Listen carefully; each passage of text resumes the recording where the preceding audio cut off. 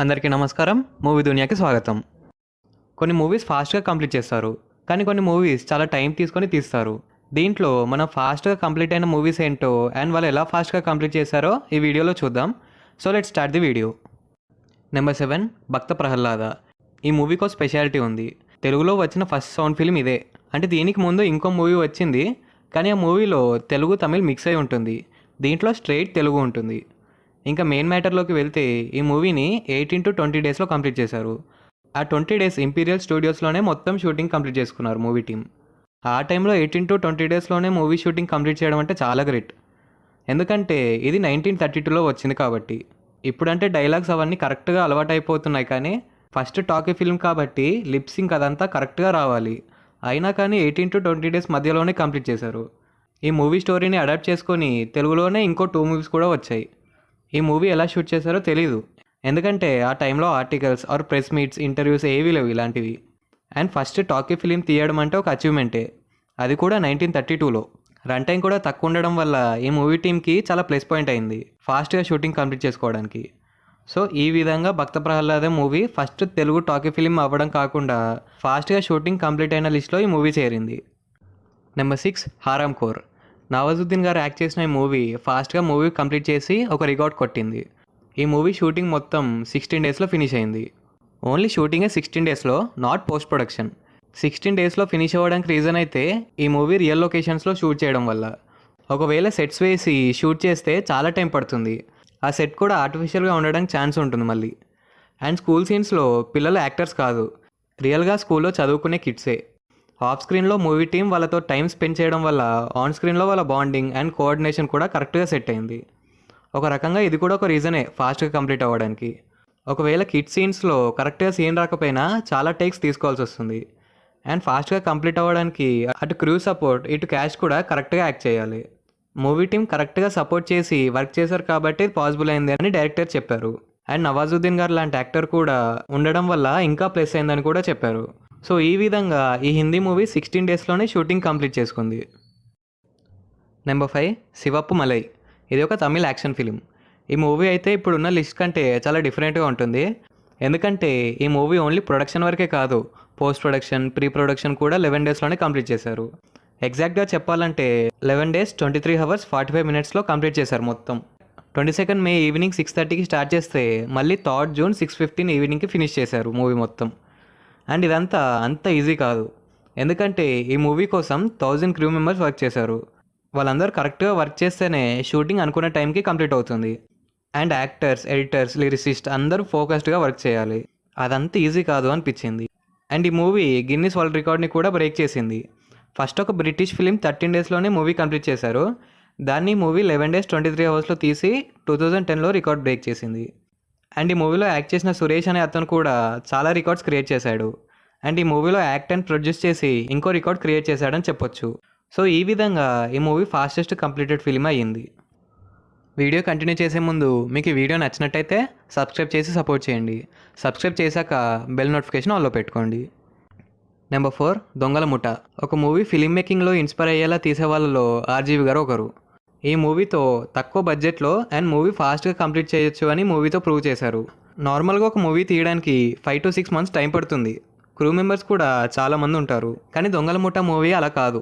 5 daysలో మొత్తం movie shooting complete చేశారు. And crew members కూడా 7 members.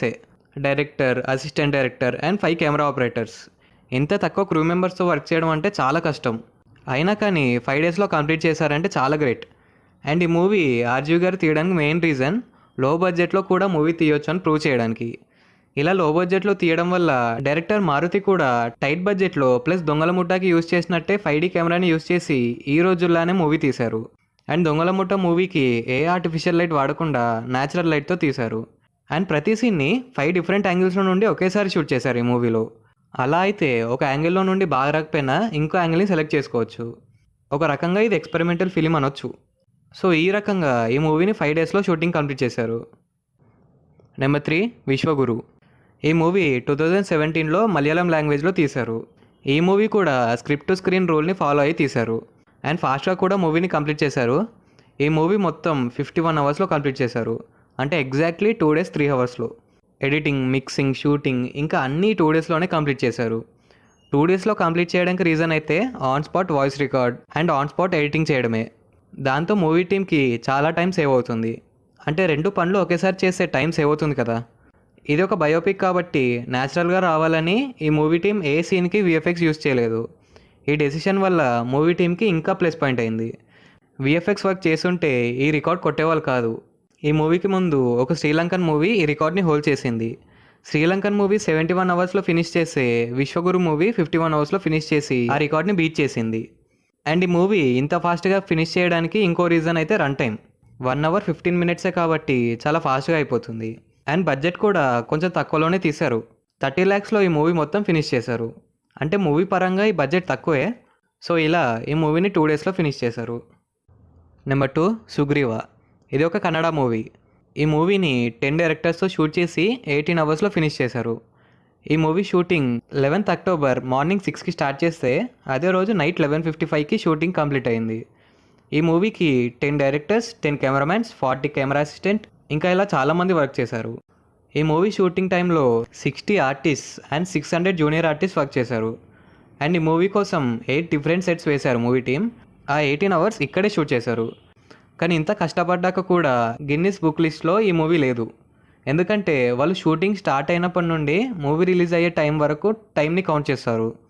ఈ మూవీ 2009 అక్టోబర్లో షూట్ చేస్తే 2010 ఫిబ్రవరిలో రిలీజ్ అయింది. సో అలా ఈ మూవీ గిన్నిస్ బుక్ లిస్ట్లో లేదు. బట్ ఓన్లీ షూటింగ్ అయితే 18 అవర్స్లో ఫినిష్ చేశారు. అండ్ రీటేక్స్ కూడా తీసుకోలేదు. ప్రతి సీన్ ఫస్ట్ టేక్కే ఓకే చేశారు. ఎందుకంటే వాళ్ళకు రీటేక్స్ తీసుకునేంత టైం ఉండదు. ఉన్న 18 అవర్స్ని 8 సెట్స్లో ఒక సీన్ని సింగిల్ టేక్లో తీస్తేనే కరెక్ట్గా ఉంటుంది. ఈ మూవీని ఫాస్ట్గా కంప్లీట్ చేయడానికి మూవీ టీం చాలా కష్టపడ్డారు. సో ఈ విధంగా ఈ మూవీ 18 అవర్స్లో షూటింగ్ కంప్లీట్ చేసుకుంది. Number 1 Russian arc. ఇది 2002లో వచ్చిన ఎక్స్పెరిమెంటల్ ఫిలిం. ఈ లిస్ట్లో అన్నింటికంటే ఈ మూవీ షూటింగ్ చాలా ఫాస్ట్గా జరిగింది. ఈ మూవీ 90 మినిట్స్లో షూటింగ్ ఫినిష్ అయింది. అవర్స్లోకి కన్వర్ట్ చేస్తే 1.5 అవర్లో కంప్లీటెడ్. 90 మినిట్స్లో ఎలా షూట్ చేశారనే ప్రాసెస్ చాలా ఇంట్రెస్టింగ్గా ఉంటుంది. సో క్లారిటీగా వినండి. వాళ్ళొక మ్యూజియంలో ఈ షూటింగ్ చేశారు. ఆ మ్యూజియంలో 33 రూమ్స్ ఉంటాయి. దాంట్లో 2000 క్యాస్ట్ మెంబర్స్ అండ్ ఆర్కెస్ట్రా ఉన్నారు. ఈ ఫిలిం 90 మినిట్స్లో తీయడానికి 4 అటెంప్ట్స్ చేశారు. అందులో ఫస్ట్ అటెంప్ట్ 5 మినిట్స్కే ఫెయిల్ అయింది. ఇంకా 2 అటెంప్ట్స్ ఫెయిల్ అయిన తర్వాత వాళ్ళ బ్యాటరీలో ఫైనల్ టేక్ తీసుకోవడానికి సరిపోయే పవర్ మాత్రమే ఉంది. వాళ్ళ లక్ వల్ల ఆ లాస్ట్ 4th అటెంప్ట్ సక్సెస్ అయింది. 90 మినిట్స్లో ఈ మూవీ షూటింగ్ మొత్తం కంప్లీట్ చేశారు. ఇంత ఛాలెంజింగ్ సిచ్యువేషన్లో షూట్ చేయడం అంటే చాలా కష్టం. అండ్ కెమెరామ్యాన్, యాక్టర్స్తో సహా అందరూ కరెక్ట్గా పర్ఫామ్ చేయాలి. అండ్ వాళ్ళు 3rd అటెంప్ట్ అయిపోయాక సన్లైట్ కూడా మెల్లిమెల్లిగా పోతుందంట. ఆ 4th అటెంప్ట్ సక్సెస్ అయింది కాబట్టే వాళ్ళు చాలా గ్రేట్, ఎస్పెషల్లీ కెమెరామ్యాన్. సో ఈ విధంగా ఈ మూవీ 90 మినిట్స్లో షూటింగ్ కంప్లీట్ చేసుకుంది. And that's a great attempt. ఇంకా ఇలాంటి వీడియో ఐడియాస్ ఏమైనా ఉంటే కింద కామెంట్ చేసేయండి. అలాగే ఈ వీడియో మీకు నచ్చినట్టయితే లైక్, షేర్ అండ్ సబ్స్క్రైబ్ చేయండి.